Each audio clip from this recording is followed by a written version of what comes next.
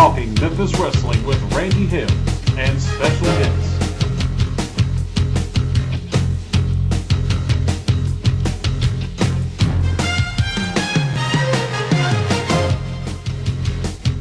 Hello again, everybody. I'm Randy Hills. Hope everybody had a fantastic Labor Day weekend. And now we can tell you it is September the 1st, 2025. Most places around me back in school already had time to have a little vacation since school has started. Everything back to normal, back to the books. And I want to say hi to James Davis. What's going on? Drew is in the house. Bo James is in the house. Bo, you're going to send me an email, a picture. I hadn't got it yet. PJ is in the house from Thailand, and Ben, my friend, is here as well. How was everybody's? And this actually is September the 2nd, apparently. Yes, September the 1st was yesterday. September the 2nd is what it is right now. Hey, a big show today. Videos. 1, 2, 3 videos today. The first video, continuing our feature on scaffold matches in Memphis. This one was 1987, Mid-South Coliseum, 6,200 people. This one was Jerry the King Lawler, Bill Superstar Dundee against the Universal Heartthrob Austin Idol, his tag team partner Tommy Wildfire Rich, their manager Paul Dangerously, now known to the world as Paul Heyman. We will see that. Also today on this program, we will see a video that's very rare from the 70s era of Memphis wrestling. Some of it, the early 70s. We'll show that to you. And as we end the show today, we'll go back to 98 and 99 Power Pro Wrestling.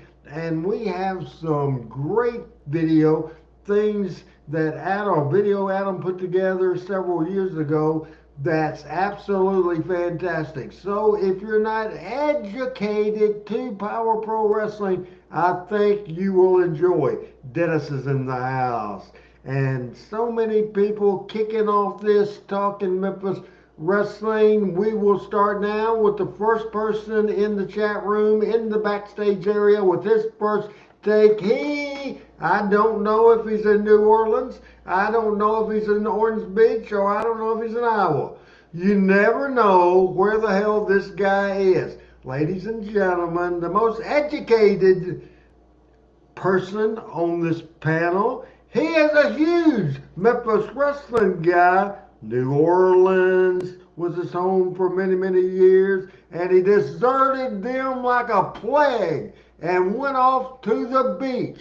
He's our friend.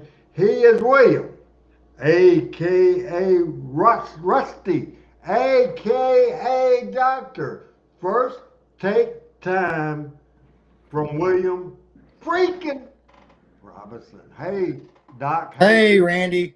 Thanks for that intro again. We're still in New Orleans. We're still basking in the glory of Tulane's big win this weekend. They played Northwestern in Ullman Stadium, which is Tulane's home stadium, and won 23-3. So we were really excited about that. So we decided to say an extra day or two just to kind of soak it all in. But I'm looking forward to the show today. Those videos mentioned, particularly from the 70s. That's kind of my era. So I'm really looking forward to that one. That's great. It will be a fantastic show today. PJ in the house. Ben says, did you know Paul had the mind for the business he does now, or was that something that developed? It developed. This was his first territory. I don't think he was half-ass smart to the business at the time he was here. I really don't, for sure. Um, But I think you could tell there was something there. I mean, he was so witty even way back then. So I wasn't there I wasn't in Memphis at the time, but I've gone back and looked at many of his clips from then, and you could tell there's something special about that guy.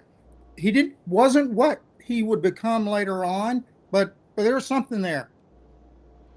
All right. One thing I want to do before we bring our next panel member in here, it's a big weekend for football. Rusty talked about Tulane. I don't really know where Tulane is and don't know much about the Tulane schedule, the Tulane team, nothing about them. I'm assuming it's in the New Orleans area. Anyway, Arkansas has a huge game for the first time ever, and I have a graphic of this and add them right there to it.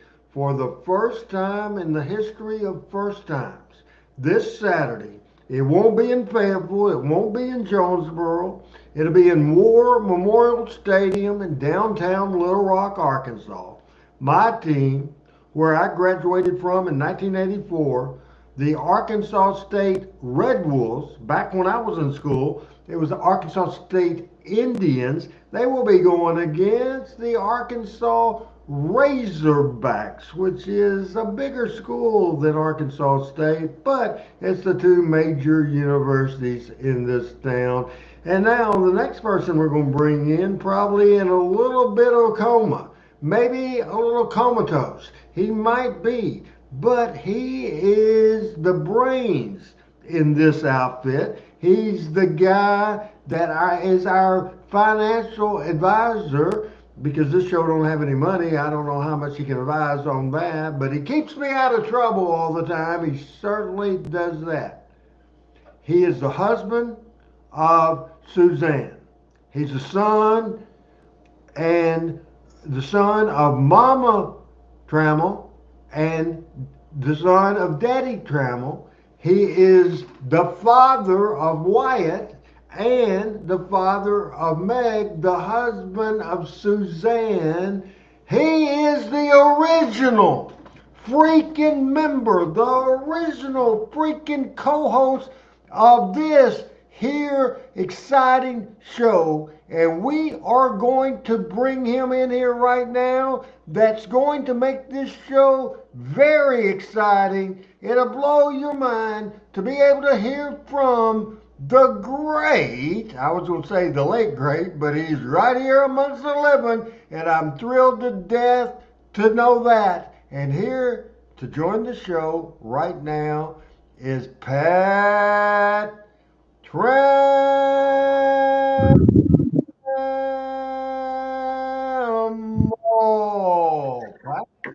Wow, what an introduction! Thank you, thank you very much. Good to see you, Doc. It's a we don't want to talk a lot of football this week. We'll wait till the next week. Hello to everybody. PJ, uh, James Davis, glad you're out of the hospital. Hope you're on the mend. Ben, that's a great question about Paul. I tell you what, he could not have dreamed of a better place to start than where he did.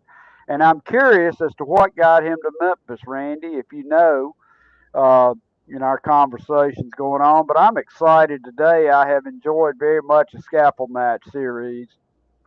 I'm particularly excited to see 4 guys on a scaffold. I don't think I've ever seen that before. Of course, the Rock and Roll Express and the Midnight Express did it for Bill Watts, did it for also they did it for Jim Crockett Promotions, and I think they probably did it before the match that we're going to see, because the match we're going to see is in 1987, and I would think the scaffold match with the Road Warriors and the Midnight Express was probably in '86. I am not positive about that. PJ says hi to Pat. Pat's Hello, everybody's PJ. favorite around here. What do you want? You're being awfully nice today to me.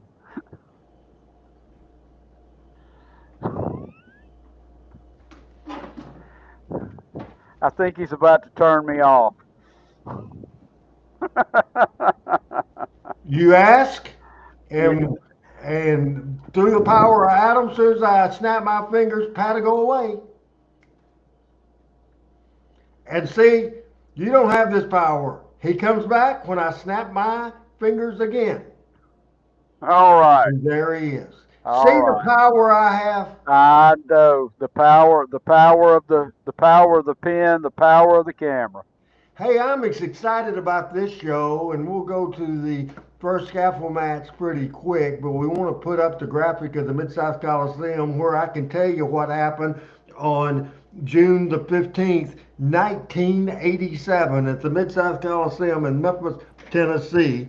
This was the idea as Jerry Jarrett was on vacation in Florida for several weeks, and I was booking for this period of time, and Jeff Jarrett was helping me, but Randy West, the Night of the Skywalkers, had this idea, pitched it to me. It was my job to sell it to Dundee, which was easy, Lawler, which was harder, Tommy Rich, kind of hard, Austin Idol, it cost me a lot of money, or cost the company a lot of money.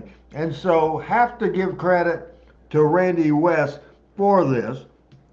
And the card is not loaded. It's really not loaded. This is 1987. The opening match was the Singing Cowboy Don Bass against Bucky Sigler. Second match was Alan West against Jack Hart. Later became in the WWF Barry Horowitz. Then came Big Bubba, Mark Starr, and Billy Travis against Pat Tanaka, Paul Diamond, and Downtown Bruno. A grudge match between Double J Jeff Jarrett, before he was Double J, against Moondog Spot.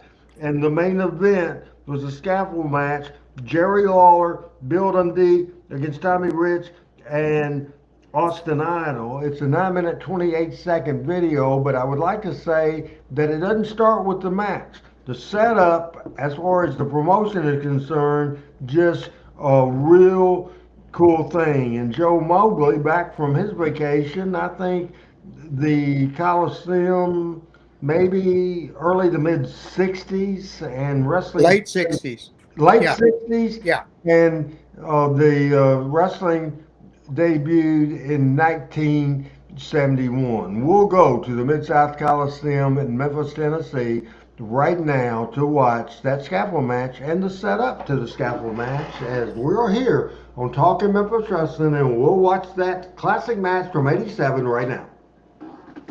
Today at the scene of where we have a test scaffolding up here for the big scaffold match coming up. Boy, this Skywalker match is going to be something. The King and the Superstar. Billy, that is a long way up. You got that, and it's a long way down, Lance. Now, Austin Idol really thought he pulled something when he had Tommy Rich hiding under the ring or whatever what he done in Memphis, Tennessee, and cut the Kings here. Well, Idol, you can't hide nobody nowhere, brother, because you can see this thing's 25 feet up in the air, and you can't hide nowhere. You got to start on the ground, and you can see who climbs climbs up and you can see who falls off. And the superstars had a scaffold match before, so I'm going to tell you all up front, I'm not scared of heights. I hope you two punks are, but I ain't. And Jerry and the King Lawler and the superstar is going to climb up here, and Mr. Russell's coming with us. No, wrong. Come on up, I got business down here on the floor. You know, you said one thing right. It is a bad day for us here today, but I can assure you Monday is going to be the bad day for Austin Idol and Tommy Rich. Now, Bill says he's not afraid of heights, and I'm going to be perfectly honest with you and everybody out there. I'm not really crazy about going up on this thing, but if it's a chance to get rid of Austin Idol and Tommy Rich once and for all, then it's a chance worth taking. Now, we've had all sorts of matches with these two jerks. We've had chain matches, Texas death matches, every kind of match you can think of. But this, Lance, is the ultimate.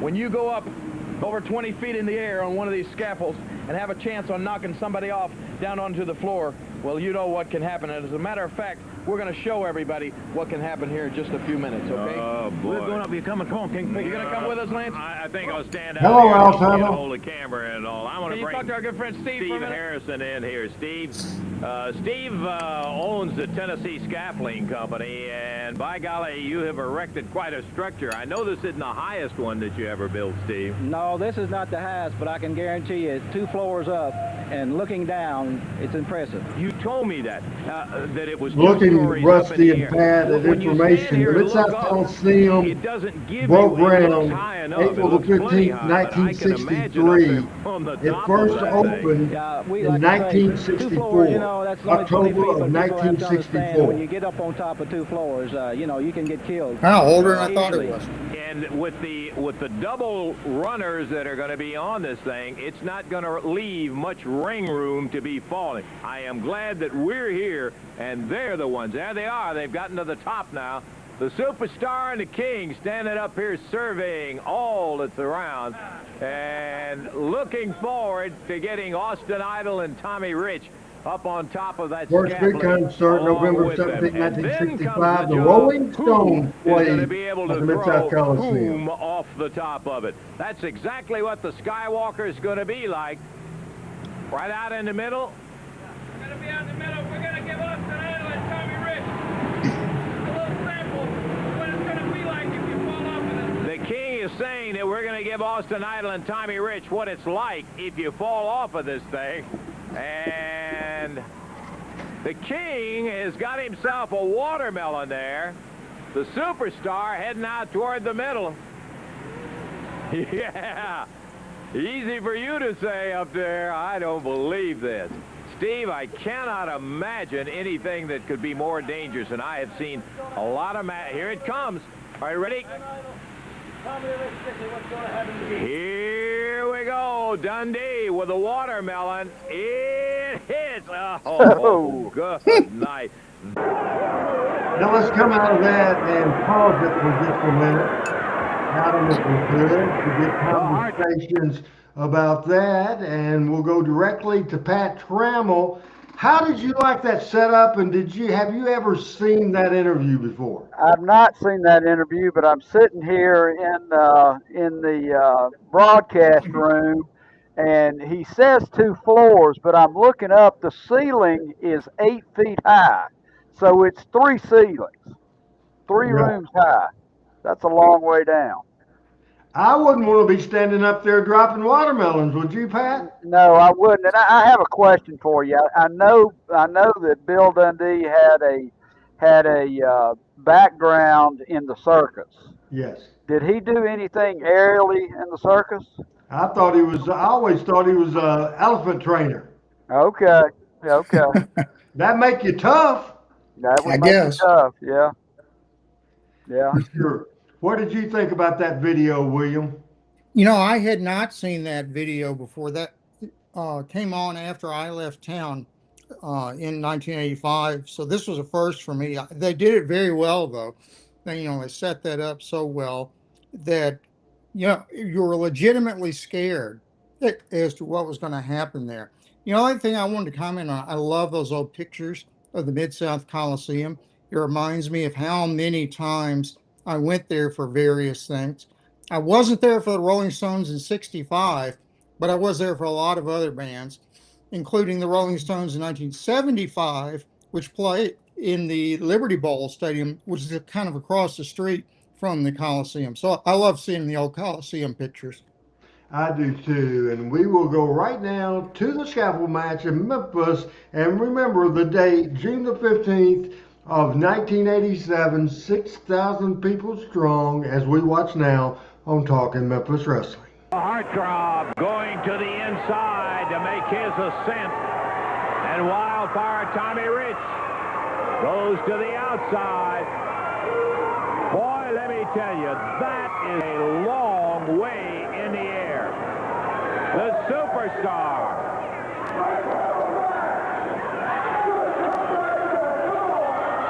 Takes a peek over the edge. Lawler on the platform. Idol on the platform. It's a little late. Paul Dangerly hollering, be careful. Lawler and Dundee rush across the center. Lawler was pretty quick there, Pat. He was pretty quick. Idol. Dundee. Square off. Dundee, who has such an advantage, having worked high rigging in a circus and high steel, has no fear whatsoever. The King waiting in the middle for Wildfire, Tommy Rich, who definitely is not in his element. He's down on his hands and knees. Going too far, he'll be over here in our lap. This, of course, is edited video, not the entire match, Pat. Rich, their shells. So where they'll have a chance to pitch him off. That is So it looks like there are two separated platforms or scaffolds across the connecting the two platforms. Right, it is two steps.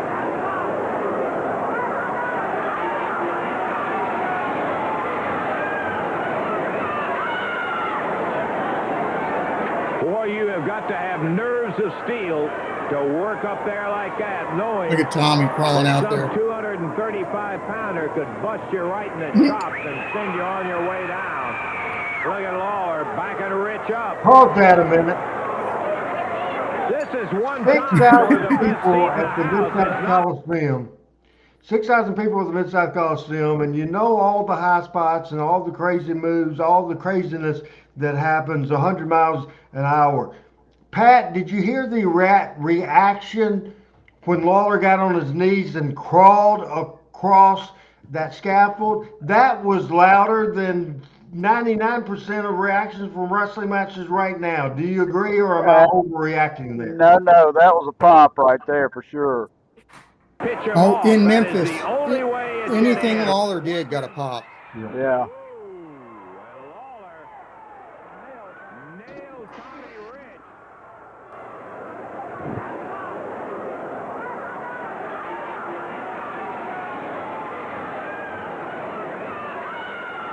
Thomas, Jerry Jarrett wasn't there that night. He tried to hold up me. Just talking bail. What am I going to get paid? Blah, blah, blah. And, it wasn't really a hold up, and he didn't at all refuse to go to the ring. I'm surprised he didn't. Idol's going for his tight. Yeah.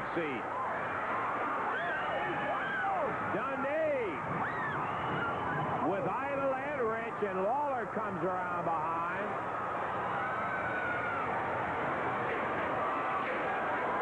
Slamming Idol's head, it looked like. Dundee takes Rich out to the center. Bounces his head off that. First time Rich has been in the middle. Tommy won't get up off his knees. No.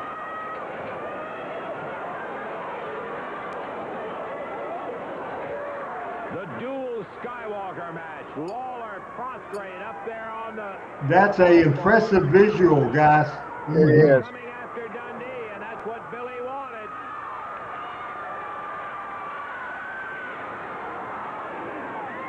Lawler's leg hanging down in between the two platforms. And Dundee comes after Idol to help his partner out. Dundee is fearless. Oh, he's just waltzing back and forth. As Rich goes flying across on his hands and knees.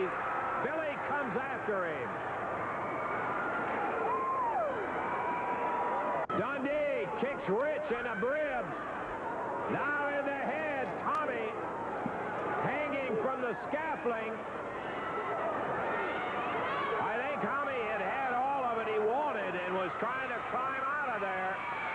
And Dundee caught him. And there goes Rich. And that wasn't very impressive, that bump. Now, Rich is down. you could tell Tommy was scared. He had climbed halfway down the ladder before he took the bump. I think that's the bell. That's it. The winners will be Lawler and Dundee. Billy knocked down by Idle. It's all over officially. It was at 11:15 when Tommy Rich was disposed of down to the ring. Here comes Lawler.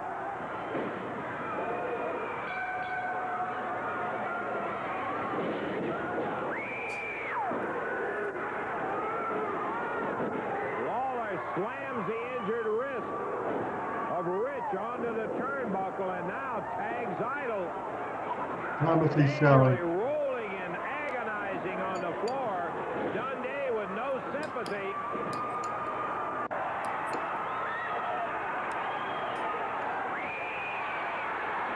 Boy, they're loud. Yes.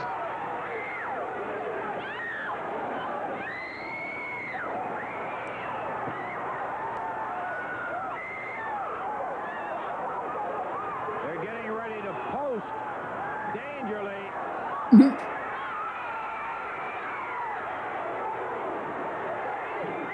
Ow.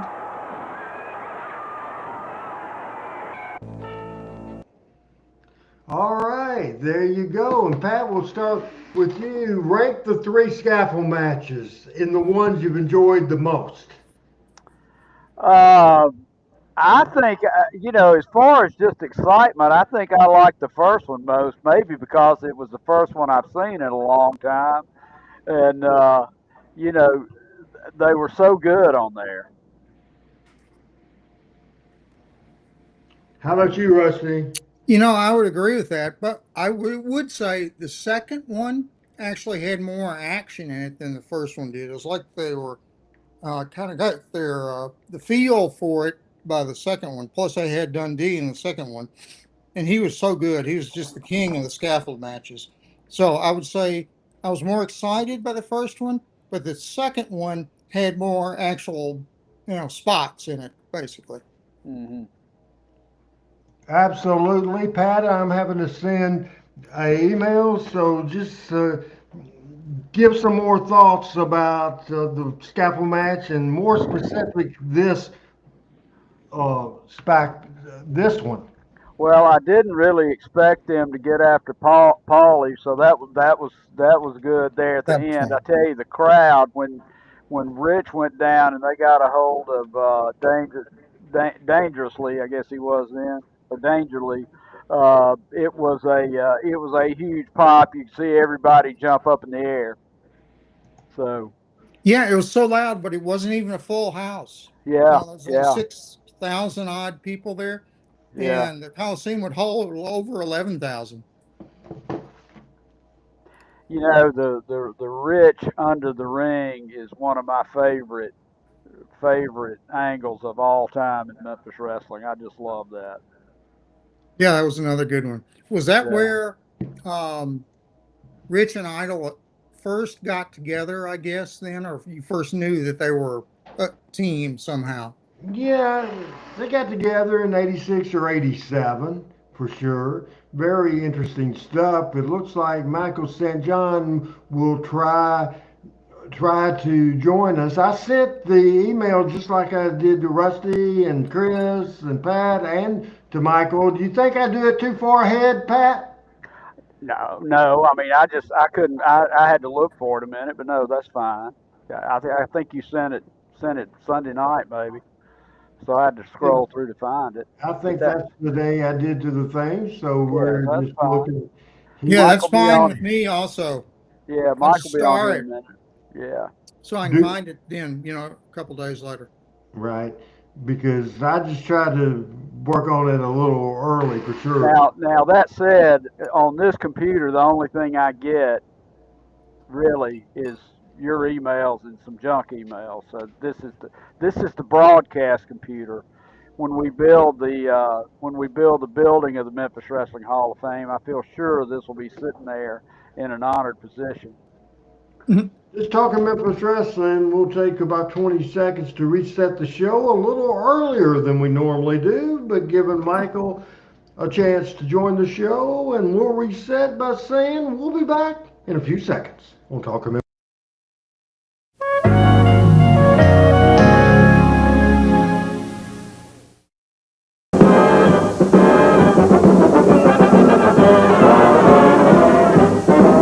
You'll see America's favorite sport on WHBQ television.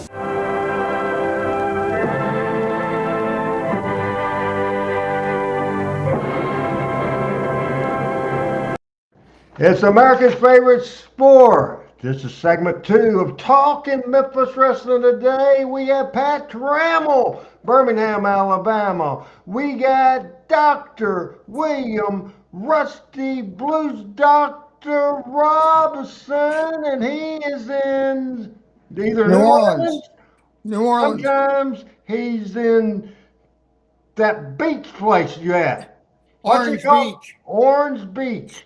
I always want to call it something else. So South Beach or some kind of thing for sure. We get the idea. Pat, did you notice William? Pat, he's such an Alabama fan. I tried to bring up the Alabama football, and he just wasn't talking about it. What's wrong, Pat? You just so ashamed of your boys? I'm not ashamed. Oh, look, I've seen this movie before. I've seen this movie before. When Coach Bryant died, I sat on the curb and cried, and then we went through about 10 years of misery, and so I've seen all this before. I'm having to counsel my children though. How long do you think this guy lasts? Will they give him a few years? Well, unless the wheels fall off, I think so. And look, I think he was a good hire. I mean, the guy was in the national championship game 2 years ago, and you're following a legend in a time when the sport has changed more than it has ever changed since freshmen became eligible. And that seems like a kind of a cliche now, but I'm thankful for everything Nick Saban did, but I'm not sure anybody stepping in that situation is not going to have some struggles. So it's time for pictures of the week on Talking Memphis Wrestling. We'll start with 44.95. Picture 44.95, and we'll just put that up there as teasing it because we will take it off now because this is what happens. This is a fluid live program, and we're at the mercy of people coming in, coming out, that sort of thing, and I've already been rearranging this son of a gun. Hey, he is from Arab, Alabama. That's near Huntsville, Alabama. He had a hell of a radio career all over Alabama. He took over Memphis, took over Nashville, took over Phoenix, took over Los Angeles, took over St. Louis, spots all between small, large, gigantic, the biggest radio markets in the country. The grassroots, easy for me to say, the grassroots station. He's done it all. And at 33 minutes into Talking Memphis Wrestling, ladies and gentlemen, his first take, Michael Sant freaking John. I'm glad you guys could get along without me. I mean, I've been gone for 2 weeks. It's just hard when you don't know what you got. I do a format here, Michael. Oh, I love you guys. Thanks for allowing me to be here and butt in on a fabulous show. Hi, Pat. How are you doing? Good Hey, talking to you earlier. Doc, how about that green wave? Oh man, we got a big win this week. We're looking good.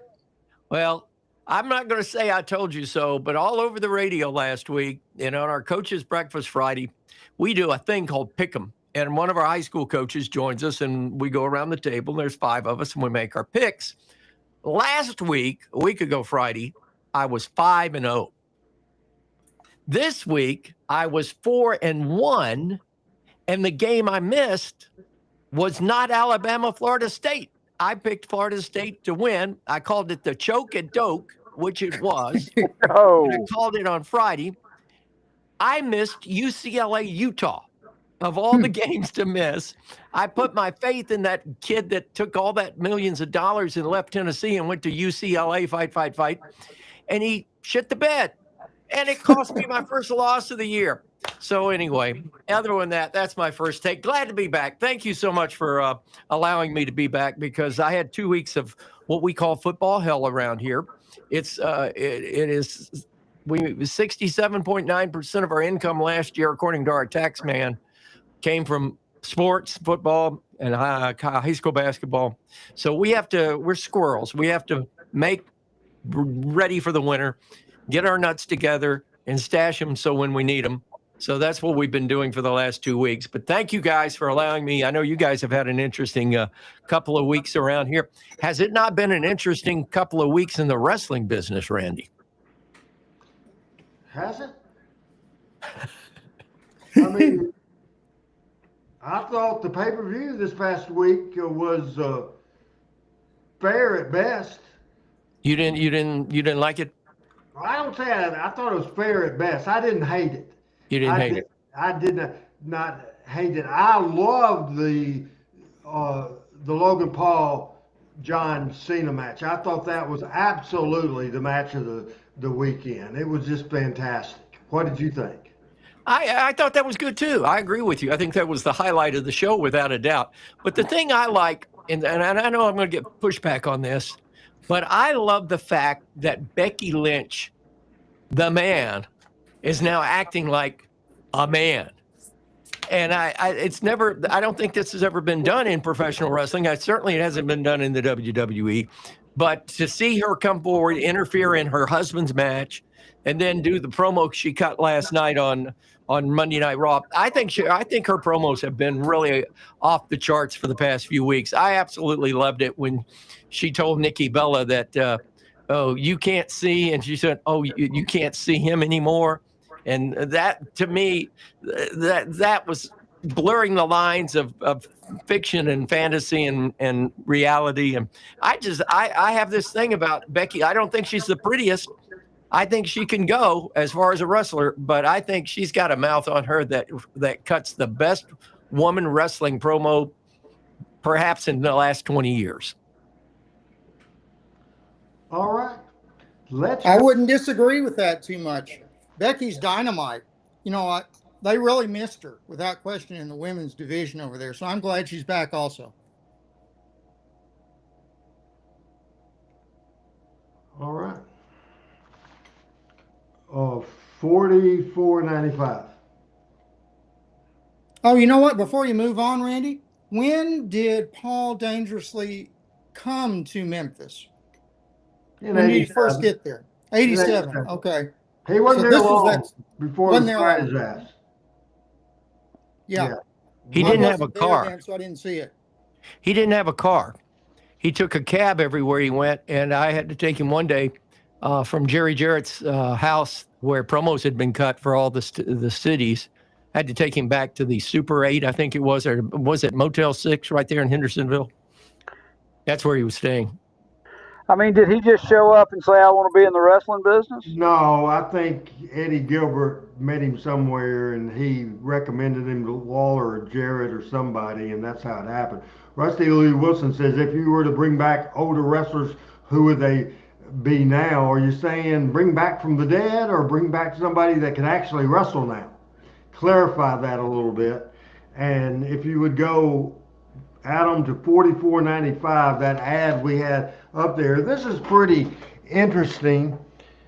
This was put in a national paper, and Michael St. John, if you could share this by reading this ad in classified ads in the national paper, please. Wrestler professional, basic amateur wrestling background, ability to wrestle, physically excellent, experience 40-hour, $400 a week plus percentage of gait. Send pictures and resumes to Jarrett Welch Wrestling Company, 110 Saunders Ferry Road, Hendersonville, Tennessee, 37075, or call 824-4490. That's pretty close to my old phone number in Hendersonville. And you know, Jerry Jarrett lived at one time at 110 The Landings. Jerry Lawler lived on Saunders Ferry Road, but I don't remember the actual number address. Do you? That's pretty close to it, Randy, because we looked at buying Jerry's house when he, what year was that? 83, 84 maybe, when he moved to Memphis and moved out of Nashville. He was over on Saunders Ferry, and I think 110's about knowing the streets over there, and because I know our veterinarian was 68 Saunders Ferry Road, and Jerry was a little bit beyond that, further out the creek. Bo James says, Michael, I'll be in Manchester, Tennessee at the fair. It'd be great if you can make it. I'm leaving here, Bo, at 10:30 tomorrow morning. I have to go to Ardmore to interview a coach. I have a meeting in Fayetteville for lunch, and I will be at the Manchester County Fair. My partner in a Tennessee station, Steve Sudbury's son, is an attorney in Manchester, and I'm going to meet him, and I think his son Josh is going to come with me to the wrestling show, but I'm looking forward. And by the way, Bo, if you need me to do anything, I'll be dressed and my mouth will be working, so let me know. God, that didn't come out right. Sorry about that. Another ad. Let's get away from that subject real quick. And Michael trying to turn this into an X-rated version of Talking Memphis Wrestling. In other words, we need to move along. 44.97, and Pat's going to read this ad that Buddy Fuller put out. Can you read it? It's smaller lettering, Pat. Can you qualify to be a pro wrestler? Train under the direction of one of America's greatest pro wrestlers, Buddy Fuller. The 90-day training program concentrates on bodybuilding, conditioning, and all-around development.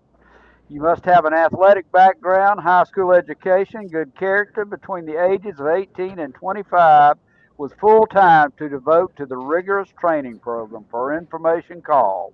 No cost to those who qualify. Buddy Fuller's Pro Wrestling Camp, Bolivar, Tennessee.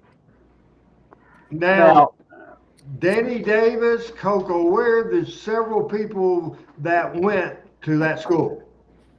Okay. That's interesting that it was free if he qualified. In other words, they weren't trying to make money off the school. And what year was that, Randy? 78. Okay.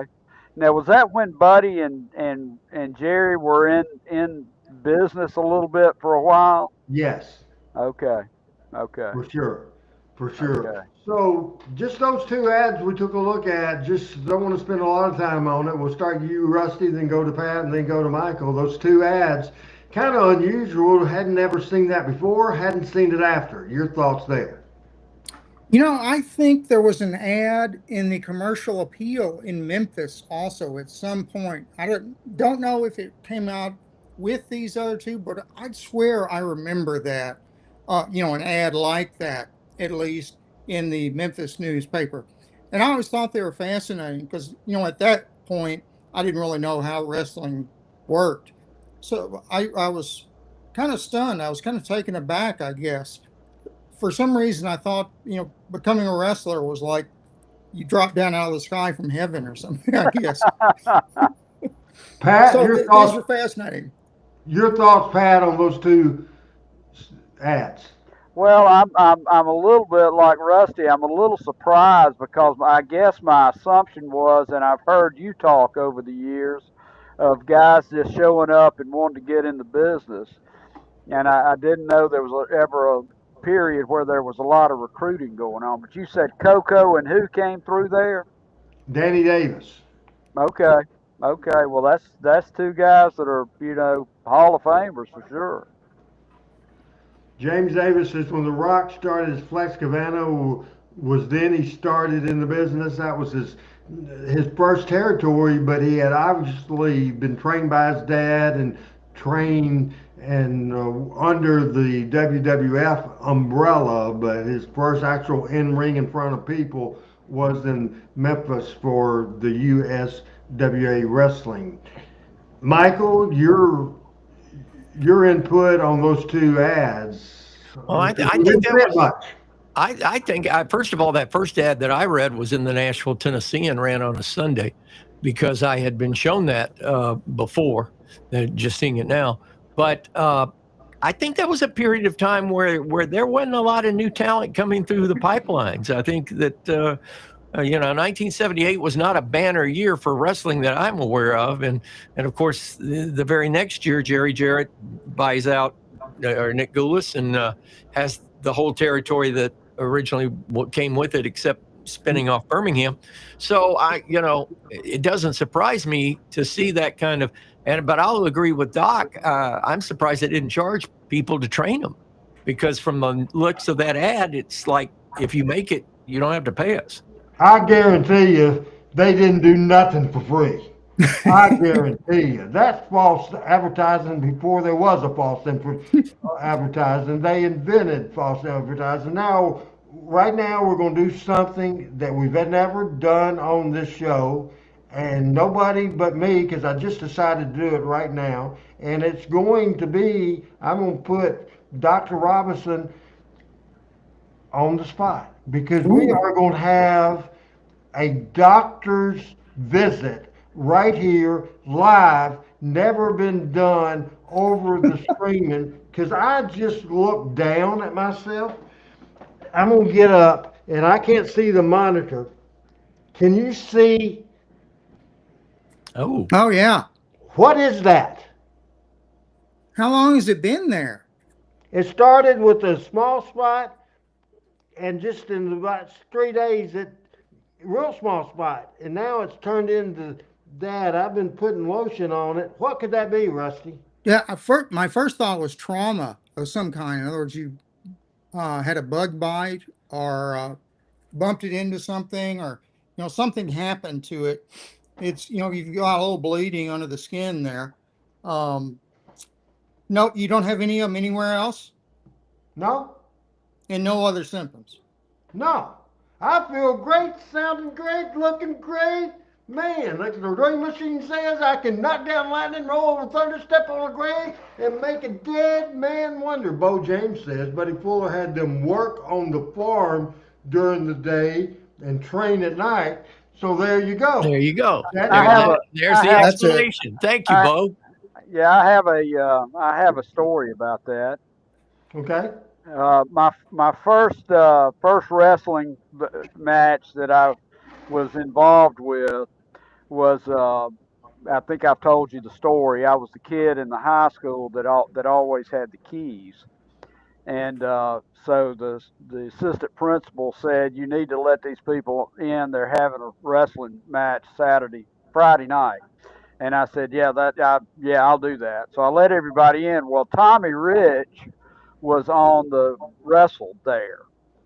And so I hung out in the good guys dressing room. Well, Tommy Rich comes out of the shower naked and sits down in a chair. So I've seen the private parts of an NWA World Heavyweight Champion. So that's one. And two, so we were sitting there, and I said, how'd you get into this? And he said, oh, my parents are friends with Jerry Jarrett in Memphis, who I'd never heard his name, who promotes it, and I wanted to do it. And so I went over there, and he made me work on his farm all the time. Yeah, that's that no good evil Jerry Jarrett for you. Get something out of them, no doubt about it. One quick thing before we conclude this doctor meeting. Should I get my will in order, or do you think it's just one of those things? You know, my rule of thumb when anybody would come in saying, I got this, and can point to it on their skin, would be if it is new and it kind of looks like trauma, like that does to me. In fact, Thomas Leonard in the our Lemon in the chat says a bite. I think that may be what it is. But my rule of thumb is if it's not resolving, or in other words, it's not going away after 2 weeks, then you go get something, go see somebody officially. And they may want to do a biopsy or other tests. Okay, we will check that out. We're going to go through some more of these and we'll just quickly do that and then sum it up. 44.90. I like this one very much. Remembering Lance Russell, just a fantastic younger Lance, older Lance, and every time we see Lance Russell, that is just fantastic. Next picture, and one of the mean guys we saw in a scaffold match a few weeks ago on this show on Talking Memphis Wrestling. That's Don Green. Mean Damn Don it. Green. I'm sorry? This weekend, Friday, I did not go into the office. I, quote, worked from home. And then Saturday and Sunday, I really didn't do much of anything. And then yesterday was a holiday. I did not shave all for 4 days. And I thought, I might just because I had a beard at one point in time. I don't know if you remember that, Randy, but I don't. I had something of a beard. And I was thinking, I might just leave this and shave everything else.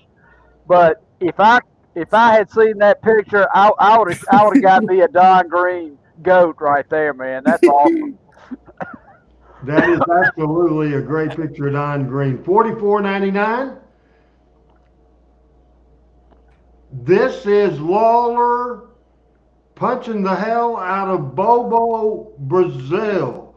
45.01, the next picture. And this, of course, is Nick Goulas and Roy Welch.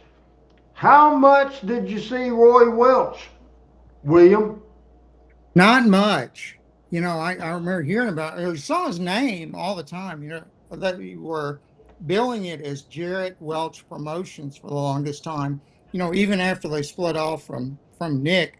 But I didn't really see Roy himself until much later on when I started watching the videos on YouTube.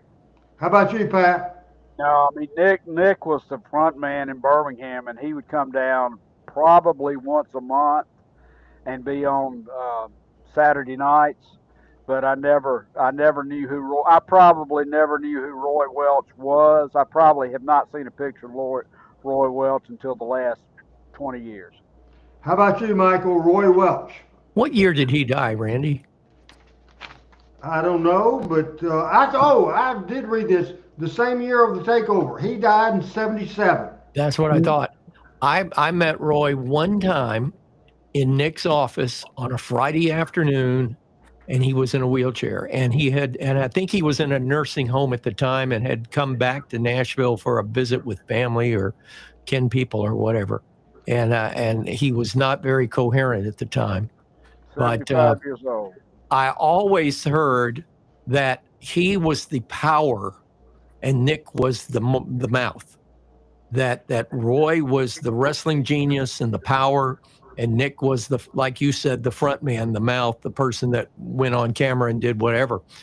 But I also know that the boys would always, the story I always heard, in fact, George Goulas told me that, is a wrestler would come in and complain about his payoff or complain about what he was making. And Nick would jump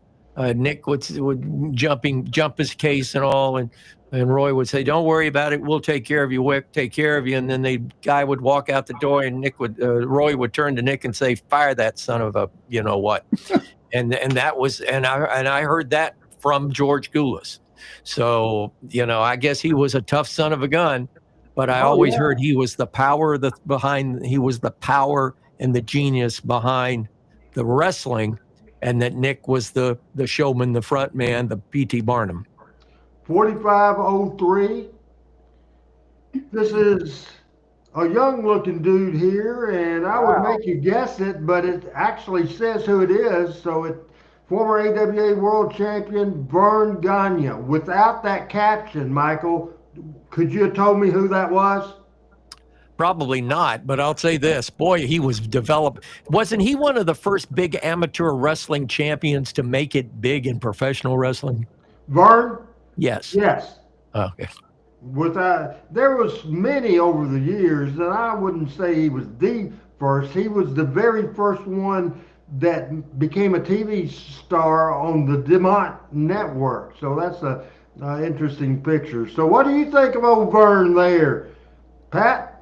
Well, you hear about Vern, and you hear I've seen a lot of interviews with Greg, and I've also seen interviews with Hulk Hogan and others who kind of started and worked up there for a long time. But apparently, like like oh, who's the guy up in Canada? Stu Hart. Yeah, Hart. Like Stu Hart. Apparently, he was not afraid to stretch you if you were up there learning to be a wrestler. No, not at all. And Thomas asked if there's any good books on Nick Gulas or on Roy Welch. Not that I know of. And Richard Hood says that at one time Vern was the highest paid athlete at one time, and I can believe that I because heard that. wrestling was certainly hot at one time off that DeMont network. Then we got one more to go, and this is 4504, and this picture is from the 70s. This is the fabulous Jackie Fargo and Jerry Jarrett, 4504, number 4504. Now, somebody tell me this. There's Jackie Fargo on the apron, Jerry Jarrett, long hair with the side headlock. I'll ask Pat first, then William. If y'all mess it up, then Michael St. John. Then if he messes it up, then I'll tell you. Pat, who is in the headlock? Don't know.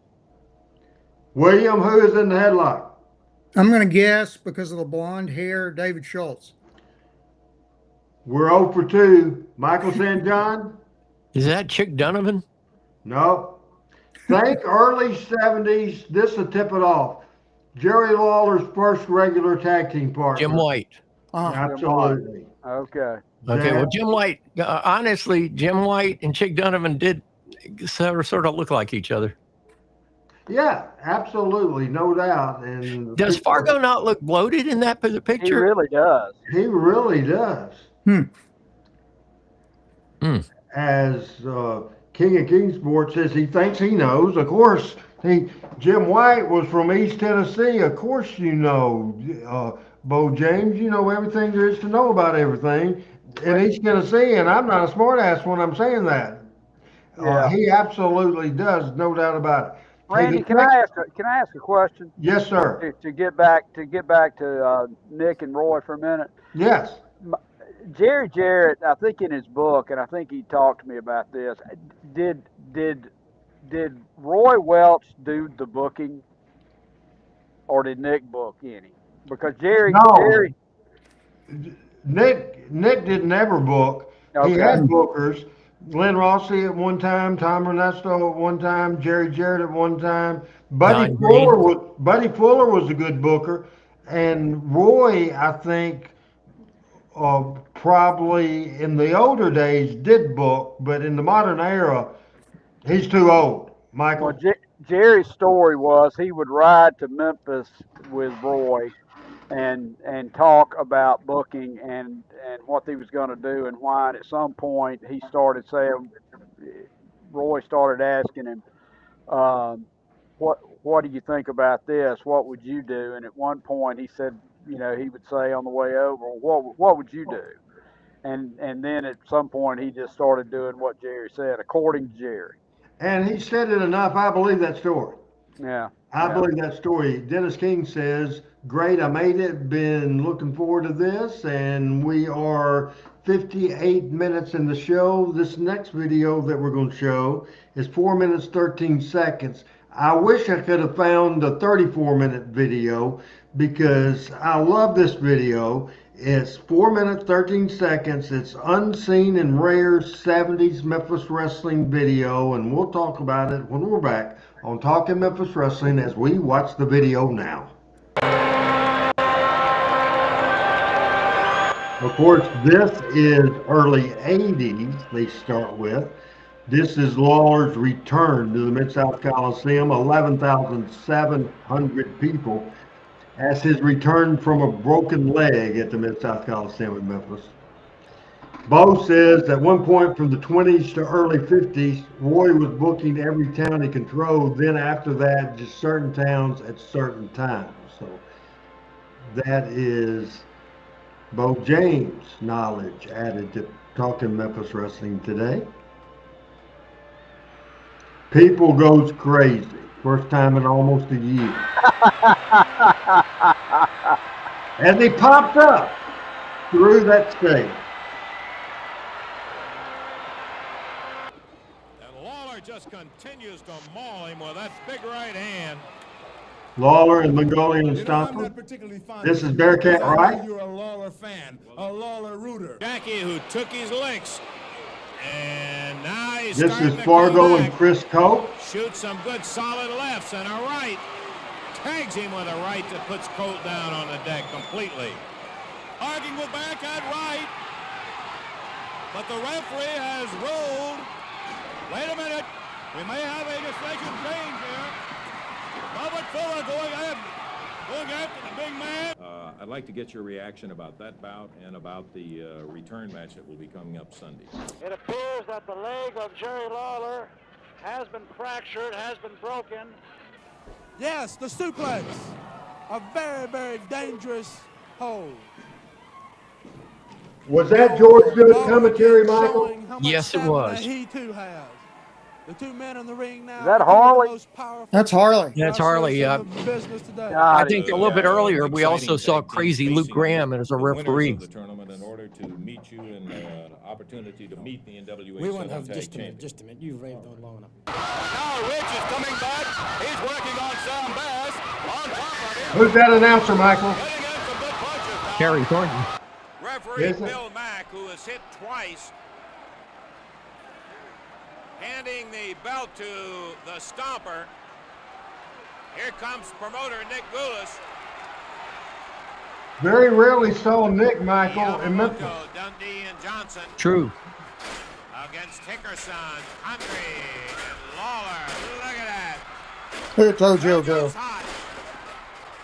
Notice that he very, very fluidly doesn't move a lot when he's doing that. This is Johnny Randolph in Louisville.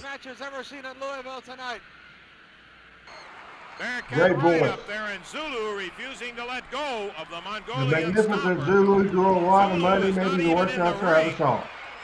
And the Stomper unable to break the hold, even with the help of four men. Count of two, really didn't quite ever get to two. Lawler tipped Dundee over backwards, and Dundee caught him with a foot right in the midsection. And now Hickerson takes the brunt of Dundee's action. A big elbow to Condrey. The wrestlers continue, and the Sheik. Throwing the fire. The Sheik pulled out that fireball right into the eyes of the referee, Tommy Marlin. I've never seen anything like this.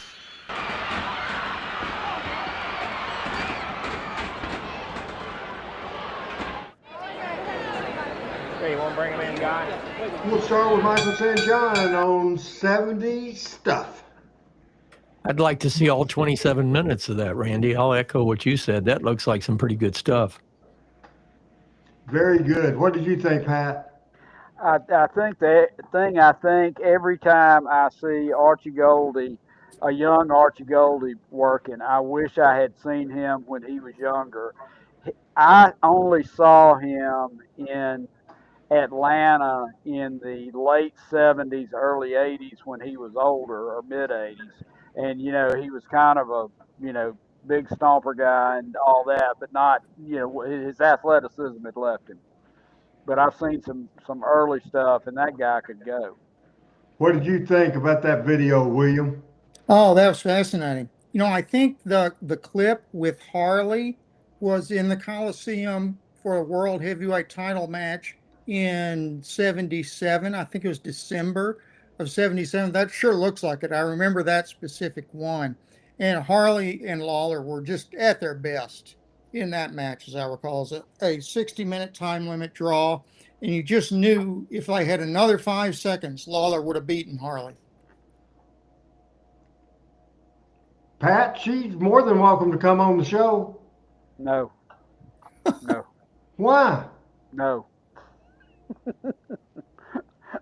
I have my stuff. She's got a 4,000 member church she runs. I got my stuff. These are my people. Okay. That will get him in trouble. You'll be sleeping in the guest bedroom tonight. I got news for you. Mine won't come on camera either. She says she doesn't have the face for TV. Well, that's not true for sure. Interesting stuff here. And James Davis says, where did the Stomper come from? He came from Mongolia, didn't he, Michael? No, he didn't. No, he was from Georgia, wasn't he? Were they lying to me? They were. It's. Hey, do you believe in the Wizard of Oz or you don't? I had to ask Joshua that over the weekend. You either believe in the Wizard of Oz or you don't. Was he from Canada originally? I think he was, but I know he came to our territory, or at least from the time when I worked with him in our territory, he had been working in Georgia. Yeah, he's been all over. As far as I know, he didn't work for the WWF. I'm just kind of rambling on. Did you not think though that and this could be a show some night, but did not the Mongolian Stomper have the face of a heel? Period.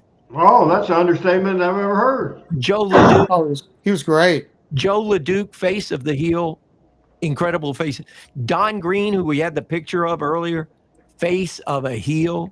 Oh, I think certain wrestlers that's what they are. And for them people for promoters to ruin it and turn them baby face. I always hated when the hated heel, the guy that looked like Godzilla was going to kill everybody, would become a baby face. I'm like, what? The only heel I worked with that I think could ever pull it off, heel back to baby face, heel to baby face, is Jerry Lawler. Yeah. He was one of the few.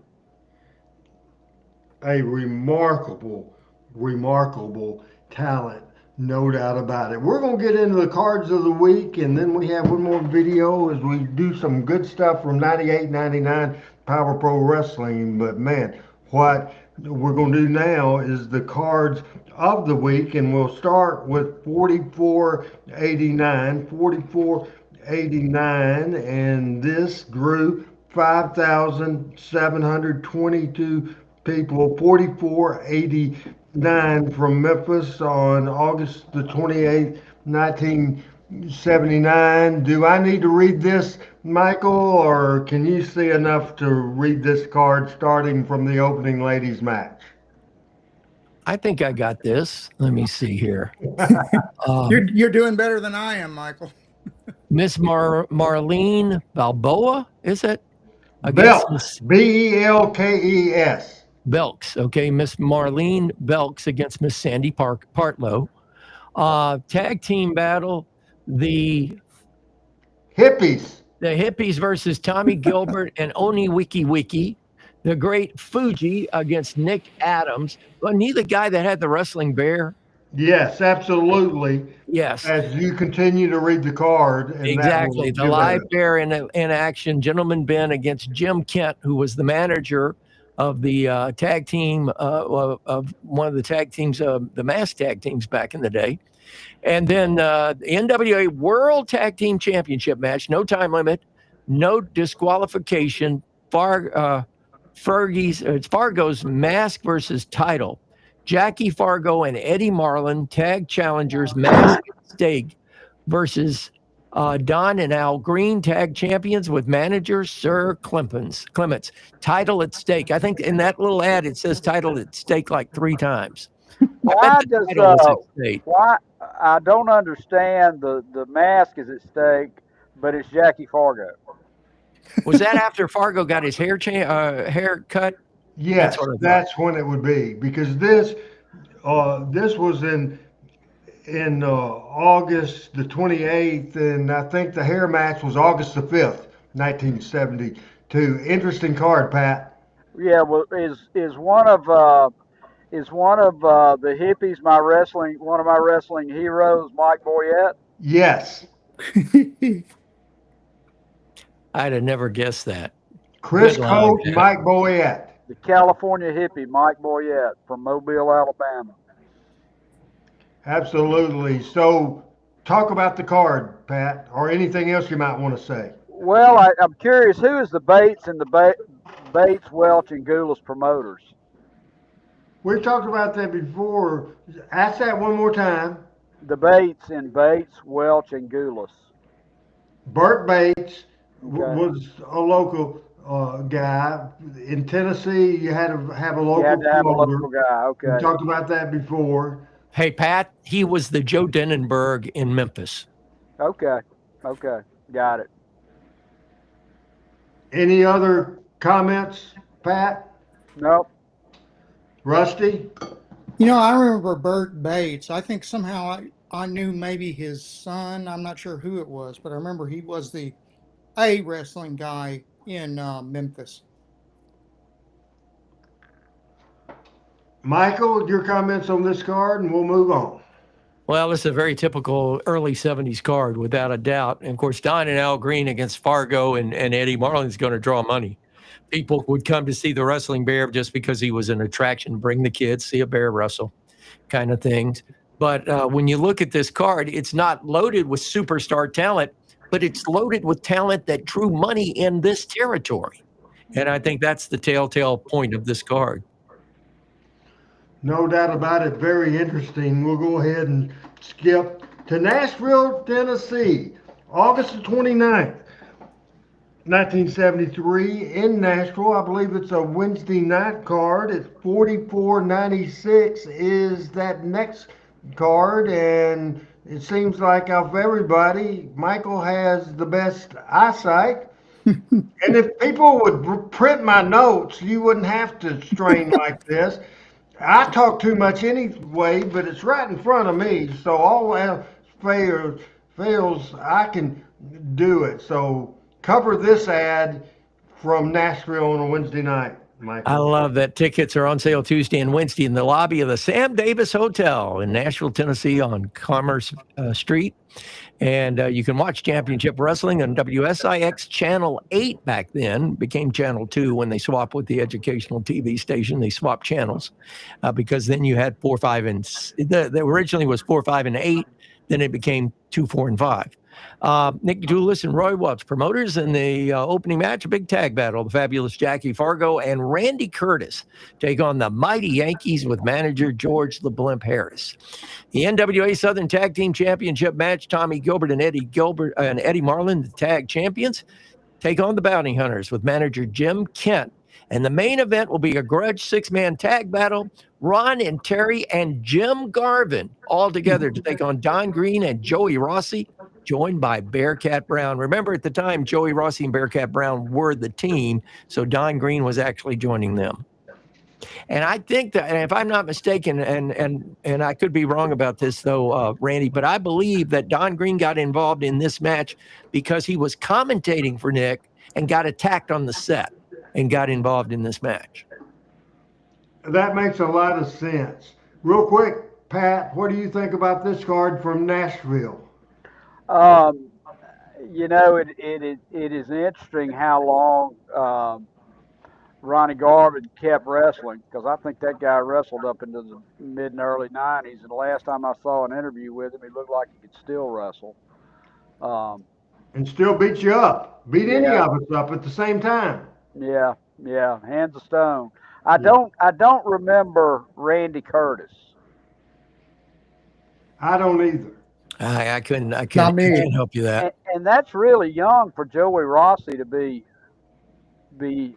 in there, Michael, isn't it?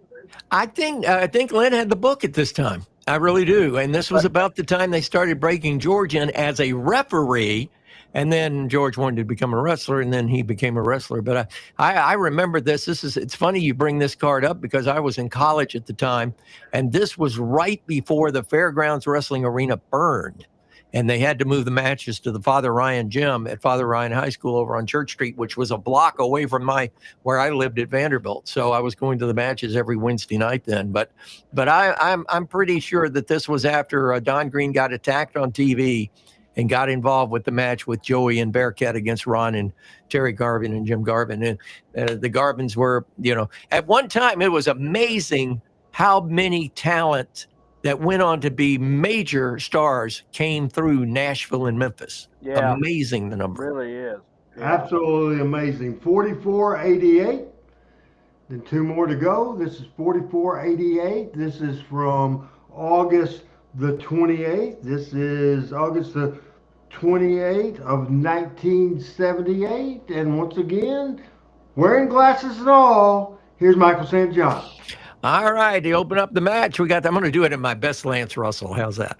Opening up the match, we got the Bounty Hunters and Abdul Zadar against Terry Sawyer and King Cobra. And following that, Pork Chop Cash will take on John Louis. And a big 10-man tag team match, Frankie Lane, Mike Boyer, Eddie Sullivan, Ron Bass, and Hans Schroeder will take on Jimmy Kyle, is that? No, I can't. Steve Kyle. Steve Kyle. Wrestled in other places than Steve Lawler. Steve Lawler, that's right. Steve Kyle, Jackie Welch, Wayne Ferris, George Weingroff, and Bearcat Brown. And then we get into the big match of the NWA World Junior Heavyweight title. Nelson Royal, the champion, puts that belt on the line against Tommy Gilbert.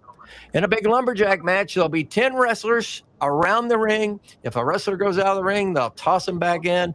Superstar Bill Dundee against handsome Jimmy Valiant. And in the main event for the AWA Southern Heavyweight Championship match, on to card, Jerry the King Lawler puts the belt on the line against Joe LeDuc. That'll be 8 o'clock, Mid-South Coliseum, Monday night. It's a big one. Be there. Tickets 3, 4, and 5, correct? $3, $4, and $5. The top one says, yeah, 3, 4, and 5. What's your thoughts on that card real quick, Michael? I love that card. Look at it. It's loaded. It's loaded. Yeah. Not a lot of people had seen Nelson Royal in this area. And this was in the early going of Channel 17 in Atlanta, so he'd just gotten a little exposure. Nelson Royal always reminded me of Danny Hodge. There was a lot of similar they were great amateurs, and then they'd get in the ring and work amateur, but then work pro. He was a great champion. Andrew Martin says, hey guys, love the show. Randy, what do you know about Southern Extreme Wrestling? I've never heard of them. I know USWA had some wrestlers there as well as ECW. I'm sorry, I can't answer that question. That card we just saw from Memphis, quick thoughts, Pat. It's a packed and loaded card for sure. I don't. Who do you think booked that? Let's see the card again, Adam. I think it's Jerry Jarrett. Yes.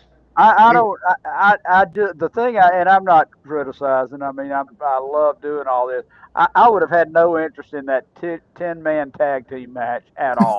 I just don't get that. That's kind of evidence of Jerry Lawler or Randy Hill's booking. Okay. Honestly. Okay. But it's interesting. They've got some guys that can go in there for sure. Well, again, going back to the previous statement I made, look at the stars that are on that card. I mean, from that day forward, I mean, the only person that was sort of at the top of his peak and might be starting downhill right then was Joe LeDuc. Yeah. 24 wrestlers on that card. That's almost evidence of Jerry Lawler booking. Yeah. It really that's what I was thinking. Was William, any quick thoughts real quick? I want to get the show in on time tonight, but yeah, I always remember Joe LeDuc. You know, he's unforgettable in so many ways. when he was on TV on a Saturday morning and sliced his arm open with the axe is probably his most memorable spot. And that And was he when he threw was water feeding on the material oil. table at the Mid-South Coliseum and about killed him. Right. That's another. But it's an interesting card. Would you have been there in 1978? I may well have. I don't remember it specifically, but in August, August of '78, very much so. Yeah. As we lose that ad right now, and we're going to return to our. You're going to start sending me a damn bill, Rusty. You're going to send me a bill. We are going to continue our doctor's appointment here. And I want to show you. I just took this picture that I showed you on the camera. Let me show it again. I took the picture of my hand, and my niece, my lovely niece that Pat and Michael met. So I sent it to her, and she works for a dermatologist. I said, this started small, got big overnight. And then she wrote back.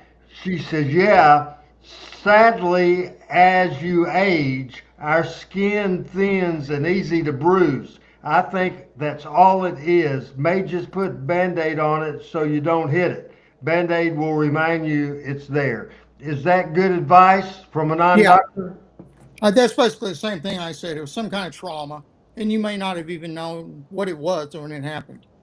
Now, he was always introduced, and we're not going to talk about him too much, but a little bit we will. When I ring announce, I love ring announce. And by the way, Michael, you missed a couple of weeks, and we are going to. I'm jumping all over the place, Adam, so just catch up with me. You did not know this unless you looked at the notes, and I don't think any of y'all look at the notes, so you probably don't know this. Effective just a few weeks ago, good old RH, Randy Hales, the owner, the founder, the president of Power Pro Wrestling, and before that, I was opening the roof. I was letting it rain. I was giving them hell hurricane. Jonesboro High School class of 1980. Well, this year, I am the new PA voice. I'm the voice of Jonesboro High School volleyball, and there's a picture of me. I think there's a picture of me and a lot of pretty ladies right there. That's me with my Jonesboro volleyball shirt. That is 3-0 Jonesboro Hurricanes. The Jonesboro Hurricanes. And I love doing that, Michael. I love doing the announcing. I love doing the PA. I love entertaining the people. That saying brings me back to the story as girls go away. Okay, I'm back now. I used to love announcing. I stole this line from all kinds of people, probably Michael St. John, I don't know, but from Huntsville, Alabama, the pride of Alabama, beautiful Bobby Eaton. You're not going to have to go far. How far is the Von Braun Center, Von Braun Hall, from where you're at right now, mileage-wise? 28 miles from where I am right now, but from where I grew up on Walker Street in Huntsville, Alabama, one half block from the National Guard Army on Patton Street on Friday night with Nick Gulas and Roy Welch, professional wrestling. Friday night in Huntsville, Alabama, promoted by Jack Welch. It was the Von Braun Center is 3 blocks from where I grew up. 8/28/1979 is the date. It's Huntsville, Alabama. This is 2 years after the split. This is number 4500, and we'll need glasses again because I might have to help you here because this is a busy ad. This is a very busy ad, and here we go. Just dissect this ad, Michael St. John. Well, I'll tell you a little secret about this ad. I was there and actually did some of the ring announcing for this. I remember this very, very vividly. And the reason is this ad or this event, my wife was pregnant with my daughter. My son was going on 4 years old, and he was the little towhead, blonde-headed kid in the in the third row that everybody was coming up to, and nobody figured out he was mine until the very end. But anyway, the NWA Tri-State Heavyweight Championship match involving Alabama, Kentucky, and Tennessee. Prince Tonga, the champion, against Dr. David Schultz. He became David Schultz. Prince Tonga was Ming, was he not? Ming in the WWE? Yeah. Okay. Yeah. All right.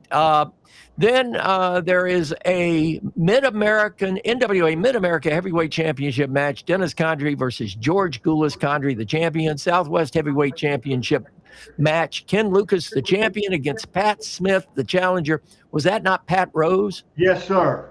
Okay, Yes, sir. I remember. I remember this, Pat. Pat, you remember this too, I'm sure. Then the NWA Mid-America Tag Team Championship match. The disqualification rule is waived. There will be 2 referees: the Great Togo and Tojo Yamamoto. The champions take on Ricky and Robert Gibson, the challengers. And then the main event, the NWA World Heavyweight Championship on the line.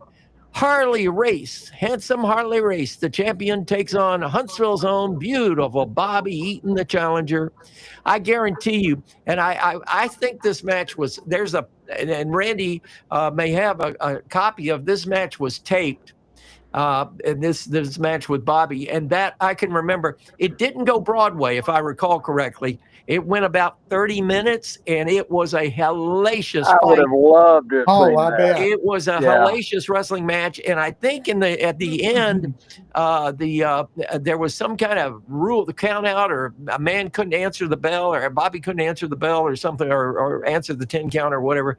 Yeah, but I do not remember it going Broadway. But I do remember it was a no disqualification for the World Heavyweight Championship, which was really unheard of at that time. Very interesting card. You're not that far from Huntsville. You're in the same state, Pat. Your thoughts? You already said you want to see Bobby and Harley, right? I would have loved to have seen that, but I tell you what else I'd love to have seen. I'd love to have seen Pat Rose and Ken Lucas. I think that would have been a great match. Absolutely. Pat could go. I'll tell you, if there's anybody that was underrated in his wrestling ability, it was Pat Rose. He could go.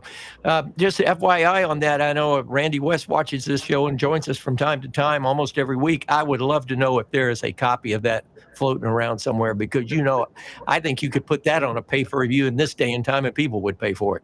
Oh, there is absolutely. You can put money on it. I mean, it was money, and I would love to see it.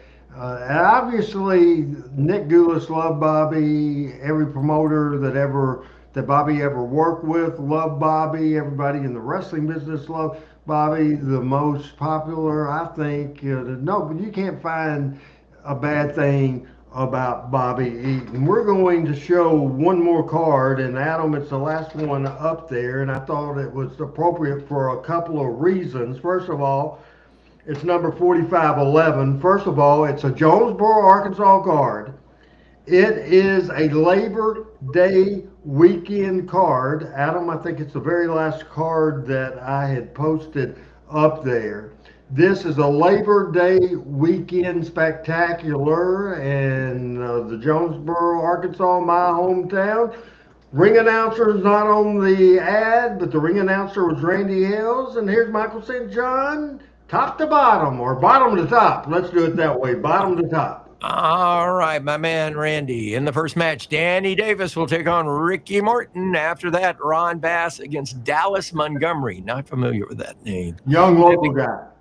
And a big tag team match, Terry Gordy and Michael Hayes, soon to become the Freebirds, will take on the Hulk, soon to become Hulk Hogan, and Steve Regal, who became very big in the WWE as well. No, that's incorrect. It's another guy, yeah. In WCW and WWE was another Steven Regal. This was Wilbur Snyder's son-in-law from Indianapolis. Okay, this is the guy that kid, good-looking dude. He booked a little bit with his dad in Indianapolis, because I've heard Cornette talk about him. Okay, I got you. Sorry about that, folks. Jump the gun. And the main event, a 6-man tag match, as Jerry the King Lawler, Wayne Ferris, and Larry Latham, the Blonde Bombers, take on Eddie Marlin, Tommy Gilbert, and Eddie Gilbert. That's a loaded card for Jonesboro. Loaded. That's amazing. That was in a town as small as Jonesboro. Randy, what did that draw? I'm guessing 700 or 800 people. The building, they would soon condemn it to build a bigger building. They would a building that would hold around 2,000 people. This, you could get 1,000 people in it jammed uncomfortably. But certainly, it's a good card. 14 matches on the card. Very interesting card. What year did you say that was again, Randy? That was in 1979, and Adam has a question. Ken and Buddy Wayne beat up Dallas Montgomery on TV. When Eddie Gilbert first started wrestling, he hadn't turned 18, so he couldn't wrestle in Kentucky. So they sent Dallas Montgomery up there in his place, and they did the angle so they would know who Dallas Montgomery was. I just forgot about that to right now, but a very interesting card as well. Does either one? Michael read the card and talked about the card. How about you, Pat? Jonesboro, Arkansas, the house. I mean, I would have. I'm not, as you know, I say it every week. I'm not a huge fan of 6-man tags, but I would have loved to have seen that match. Yeah, and it was Lawler, Ferris, and Latham, which is interesting. All the cousins, aren't they all cousins? Yeah. No. Larry not Latham. Latham. No. Not Latham. Okay. They were the blonde. They were the blonde bombers. The blonde bombers with Sergeant Danny Davis. Yeah, and they drew a lot of money. I think it's interesting. One of the greatest heel tag teams of all time. Let's put that card back up there just a second. You're seeing one of the most successful heel tag team of all time in the future. But Terry Gordy, Michael Hayes, the Fabulous Freebirds against the Hulk, arguably the most successful professional wrestler there's ever been, in the semifinal match against the Blonde Bombers, the future Moondog Spot, Larry Latham, the future Honky Tonk Man, Wayne Ferris, and on his way to the end, the greatest of all time, Jerry Lawler, against Eddie Marlin, Tommy Gilbert, and Eddie Gilbert. And in this particular ad, just not to make this negative, but Eddie Gilbert, Tommy Gilbert, Eddie Marlin, Larry Latham, Terry Gordy, the Hulk, don't know about Steve Regal, Ron Bass, all have passed away. But very, very interesting card, guys. Randy, let me ask you something. You saw Michael Hayes wrestle with Terry, and I know they were young, but the story was Buddy Roberts was kind of brought on because Michael was not that good in the ring. Do you remember him being just really not that good in the ring? No, I don't remember that, but I was a kid. Yeah. When I was born in 61, this was 79, I was young and wasn't officially smart enough to the business at all. If you can be officially smart enough, it just happens, I think. But no, I think the situation was that the reason they didn't get a main event spot was because in an accident, because of the Tupelo concession stand brawl, the Blonde Bombers got over. So Gordy and Hayes had teamed for Nick Goulas under Tom Ernesto's booking ship and did very good for Nick. They weren't pushed in that spot in Memphis. Terry Gordy, Michael Hayes goes to Louisiana, and Bill Watts. Bill Watts is the one that thought Michael was best talking, not wrestling at all. Bill Watts was the one. This is a 10-minute answer to a quick question. Watts is the one that thought Michael was shits in the ring. I didn't think he's no Terry Gordy, but I didn't think he was a shits, and I don't think he can lose that card. Did Watts make them the Freebirds? No, well, they were already the Freebirds, weren't they, Michael? I don't remember them being called the Freebirds in Memphis. I know they weren't in Nashville when we had them. I'm pretty they sure were very they young. were in Memphis. there was a Saturday morning TV where they introduced them and they played the song Freebird. So I'm pretty sure, I think that was 79 maybe when they were in Memphis, Well, something right like that. around this time is when they're debuted. Next week, we'll try to find that video and show that video. We have one more thing to do, and we're doing good on time, even though this is a 16-minute, 40 seconds.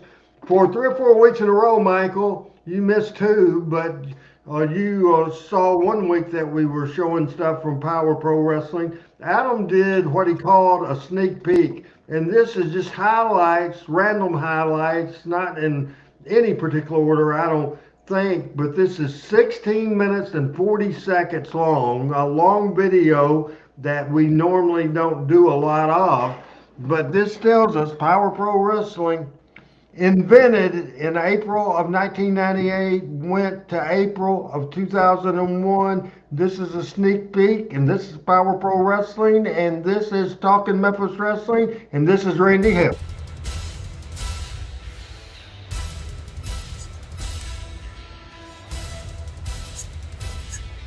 Love that theme music. Yes. What's the name of it?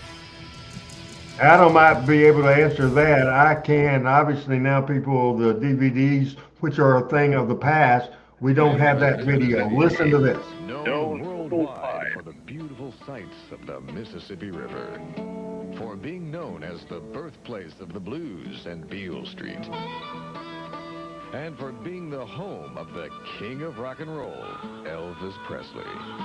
For 50 years, Memphis has been the professional wrestling capital of the world. And now, it's with great pleasure. Miller Tracks production music. Very first edition of TV5. Roosterhead is the track title, Michael. This was the first Power Pro Wrestling show. Hello, everybody. Dave Brown with Corey Macklin. We are live in the studios of WMC TV5 with Power Pro Wrestling, and it's underway. Oh, right now.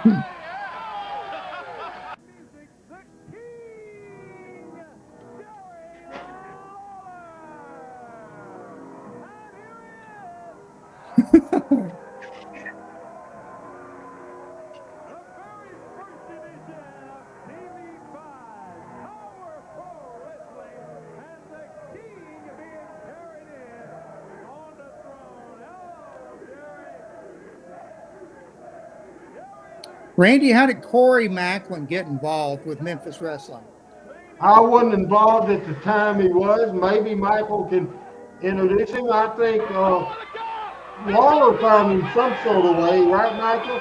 Yeah, it was Jerry had found him, and Corey was a wonderful individual and was willing to learn and listen. That was I can remember him doing some ring announcing when I was doing some of the shows with Dave or with Lance, and really a nice guy. And then, you know, would go to the Coliseum and then MC the matches and do a good job.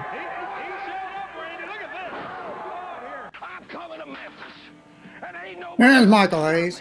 And it's been 4 years in the making. And if you ask anybody in the dressing room, they'll remind you, I'm stiff. I'm real stiff. So Friday night, February 12th, Brandon, the Bad Street Boogie's coming to town. And guess what, Randy Hales? You and Jim Cornette? You ain't got a prayer.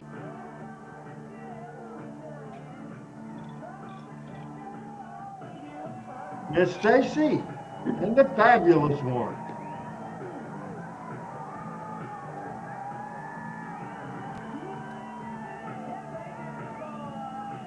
Fab's had short hair in this one. Yes. This is 1999. Throws Lawler right into Stacy, and she goes down. Lawler hard into Stacy. Was Stacy not the prettiest of all Lawler's ladies? Yes, she looks good. Hey! Look out! Jim Cornette! Jim Cornette! Cornette shows up with that tennis racket. What is this? Hey, come on. Looks like everybody's trying to collect $5,000 here today. Master B are here. Hey, we're going to whoop that one so bad when I get through with him, he ain't going to be running the King Mabel. Look out, Bobby. Oh, look out. Great throw. Free Bill.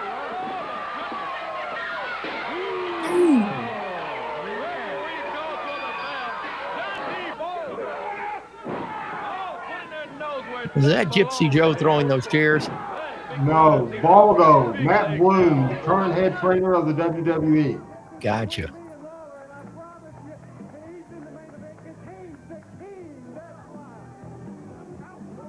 You're 5'7", what are you, $180? I'm 6'5", 250 pounds of shredded steel and sex appeal. Take that off. Take that off. Take that off. Show him.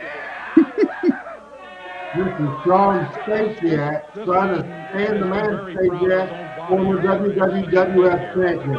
Michael. And when you go to the gym just like this, idiot, them dumbbells don't punch back. But I do. On his shoulder. Mr. Hales, this is for you, he says. Ooh. You can tell Dundee reckless in that chair. I was going to say, they laid that in. Dundee and Streets with a chair. Looked like he was putting a sleeper. He is. He's putting a sleeper under referee. That's Buddy Wayne's youngest son, Aubrey. And he just holds O'Grady over the top of his head, man.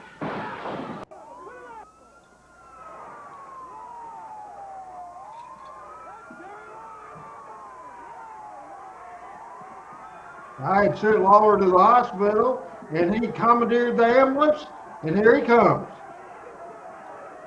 As the people's going crazy. Uh-oh, look out, Steve Bradley. Oh, he touches Big Grimes. Great move by Bradley. Nice drop kick. Look at this, Dave, out on the floor. On the concrete floor goes Bulldog. I'm impressed that Steve Bradley saw Grimes coming and was able to convert it into a drop kick that put Grimes down on the floor with a ladder. That's got to be hard to take. Now you talk about hardcore. No kidding. This is it right here today on the Power Hour. Action all over the place.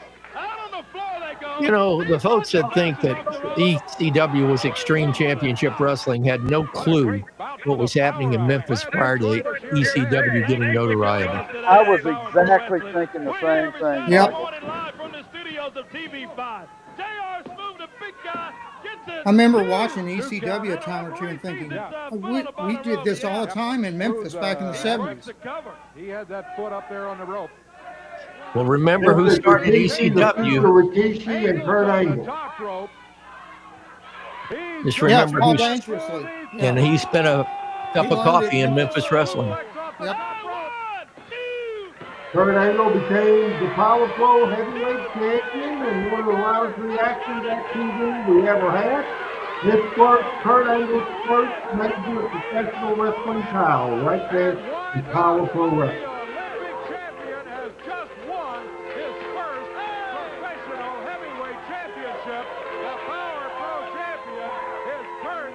I don't know if that's real or, but he's built.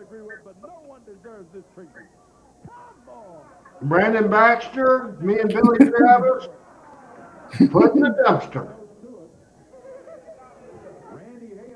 And now I put somebody else in the dumpster. I'm running roughshod over everybody. But it wasn't Brandon Baxter who I thought it was.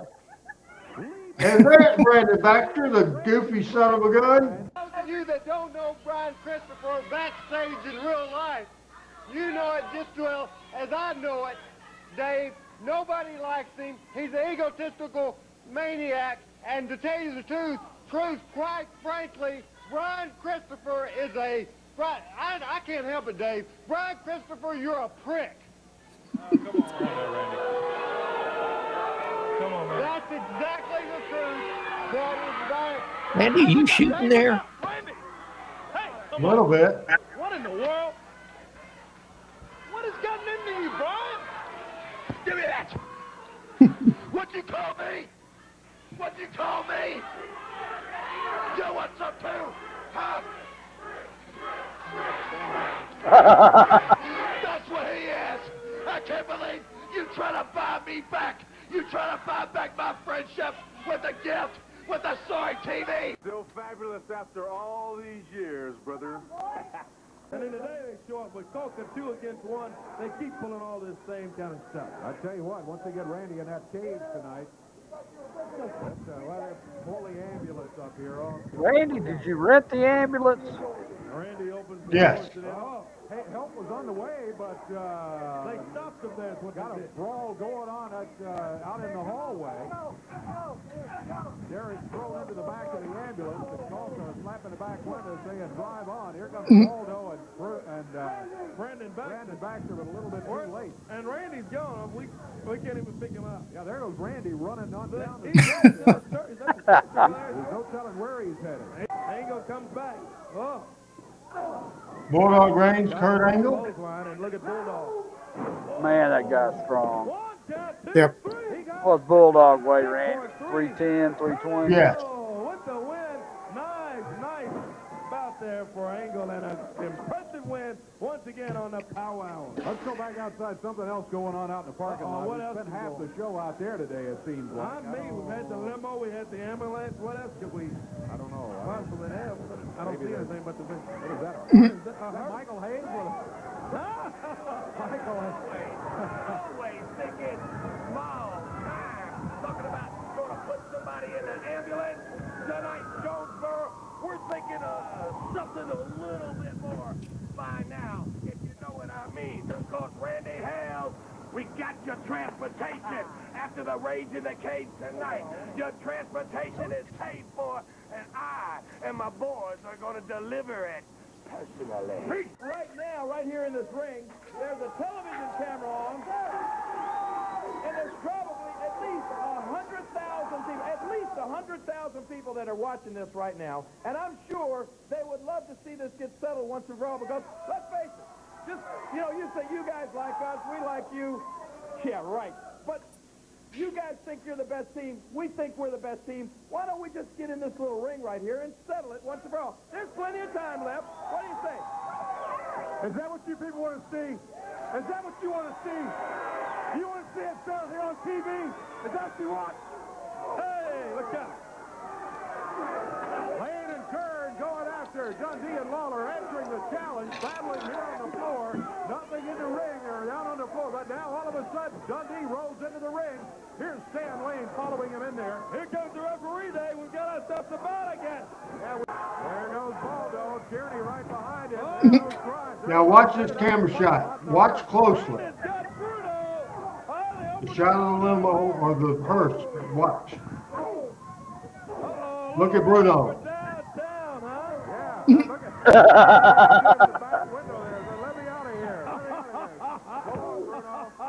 A little bit too Love that shot. Downtown, on his way downtown or somewhere.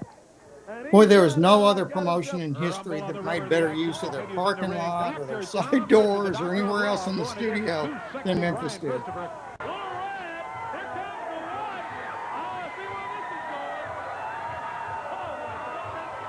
Bill Binder painting Brandon Baxter red, white, and blue is Creighton Armor from TV5. We did an angle to set that up.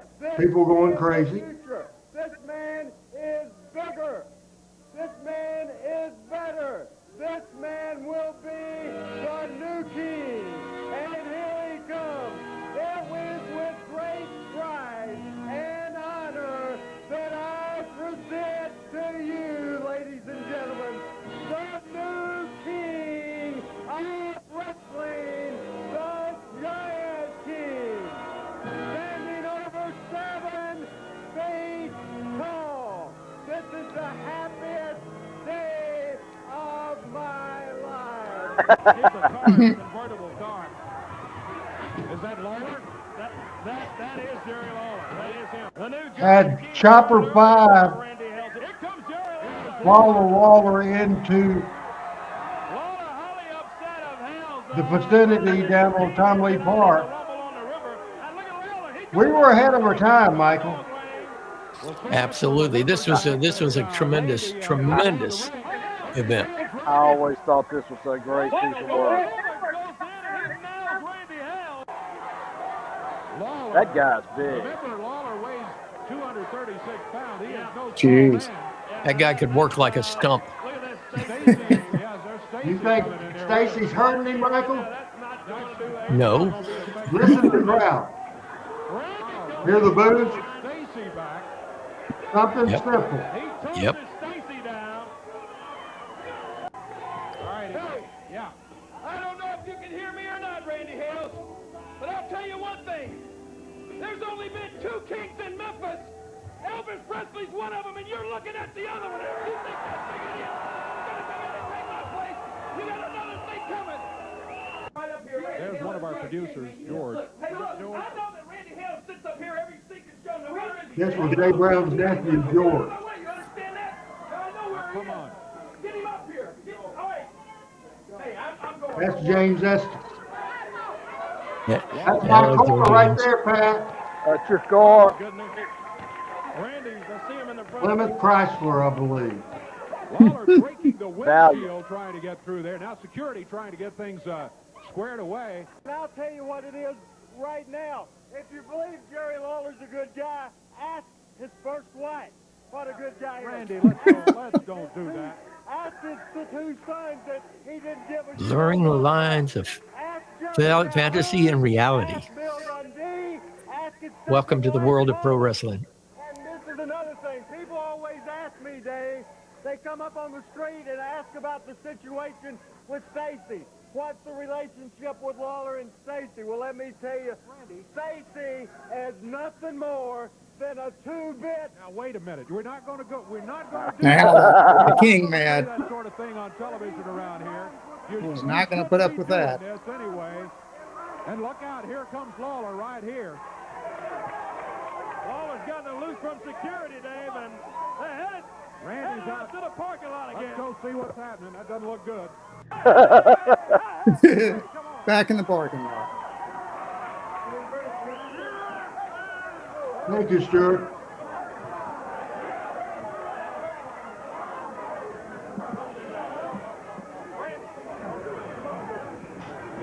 By the way, that's Idlewild Presbyterian Church, I believe, in the background there. Yeah. I went to Who would several have weddings thought there. as a 14-year-old that at the end of a wrestling show, Randy Hills would be running in boxers, pink boxers down Union Avenue, only in Memphis wrestling. Thoughts, Rusty, on that 16-minute video we watched from Power Pro Wrestling and your final take of the day? Then we'll go to Pat, and then Michael, since he came in last, he'll finish last. We'll go with Rusty, and what I need here is reaction to that video and a final take. Same thing with everybody, and here's Rusty Robinson, my personal friend, my doctor that gave me some advice. Here's I'm Rusty. retired. Okay. Well, thanks a lot. What will I do if I get a serious ailment? Can you refer somebody? I'll refer you if it comes to that. All right. I always loved it when they cut to the parking lot or the Full side screen. door during Saturday morning wrestling, because you knew it was going to be something fun. They were going to destroy a car, or somebody's going to get hit by a car, and the police would be involved. You never knew what was going to happen, but you knew it was going to be something good and fascinating. A question I had for you, Randy, the show that you did down on, I guess that was Tom Lee Park, that they did On the 4th live of July. 4th of July. Yes. Yeah. Now, was that telecast on local TV? On Channel 5. It was live in prime time. The only prime time wrestling show ever. And man, if you hadn't ever watched that show, I need to send it to you. I think you sent it to me before, but I just forgotten how exactly it went. Boy, that's amazing that you managed to get local TV for that period of time. But it was a great show.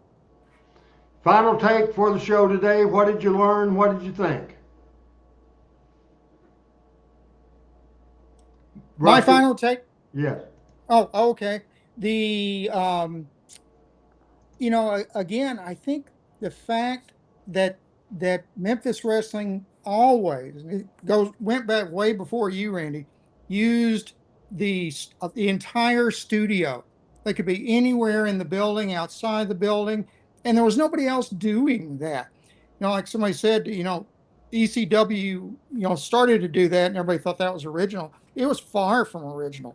Memphis was doing, excuse me, the extreme things for decades before ECW was. What did you learn today, real quick? What did I learn today? I'll tell you what I'm not sure of. Michael Hayes and Terry Gordy. I think they were already calling themselves the Freebirds by that time, which was 79, but we'll figure it out. All right. Pat Trammell, your reaction to that video and your final take for the show today, and we got about 7 minutes left in the show total. Well, I'll tell you what really, and Randy, you don't get. I don't think our listeners. I mean, Rusty and Michael and I are kind of along for the ride. I mean, you and Adam put this together each and every week, and put it together in just a fascinating way. And particularly tonight, if you look at how the show developed, we started with a scaffold match, which was something, unique to Memphis when it first started, and then ended with Power Pro. And if you see where Memphis wrestling went, and I include Power Pro certainly in that, to where wrestling is now, it's almost like rock and roll started in Memphis on Sun Studios. Today's wrestling started on Union Avenue and in the Mid-South Coliseum with Jerry Lawler, Randy Hales, Jerry Jarrett, Tojo, all that. You would not have wrestling today without Memphis wrestling. What did you learn today? I learned that more so than I ever had imagined it before. That's what I learned, that the roots of modern wrestling started in Memphis, Tennessee. And actually, Randy, and I'm not here to polish your apple or anything, but Power Pro took that to the next level to where it is today. And it's no coincidence that Paul Dangerously was here early in his career. Or any of those guys were. The Rock was, any of them, and where they've gone now, and it's because of the Power Pro days was a pre-booking of what we see today. So now we'll go to Michael St. John, the legendary Hall of Famer, whether it's broadcasting, whether it's wrestling. He is going to tell us what he thought of that last video, and he's also going to give his last take, what he thought and what he learned in this show today. Here for the final time tonight is Michael St. John, but not the final time ever. Here's Michael.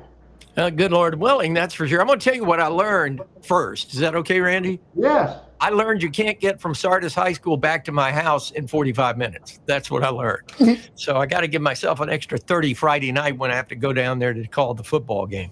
The first thing I want to say is, anytime you show the Power Pros, and especially in a collage kind of fashion like that, Power Pro took Memphis wrestling and brought it into the 21st century and built on it.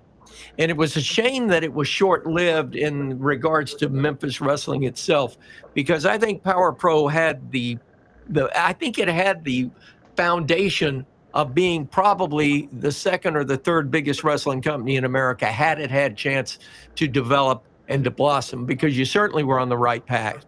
And when Power Pro was hot, that was the attitude in WWE and the WCW world, where everything was a fight. And of course, ECW was making their own noise with trash cans and lightning and fluorescent light bulbs.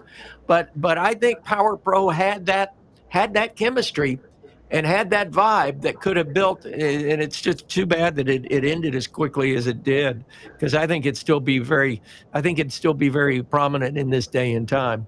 But I love the show. I think we did several flashbacks. We talked about some things that are and how it relates to today.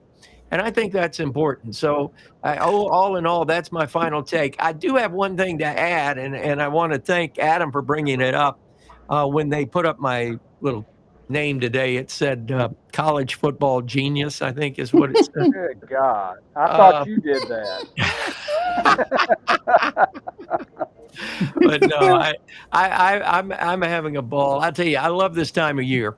And the one thing I did learn, probably more so than anything, it is, Randy, I'm going to teach you something right now. I'm going to teach you one word.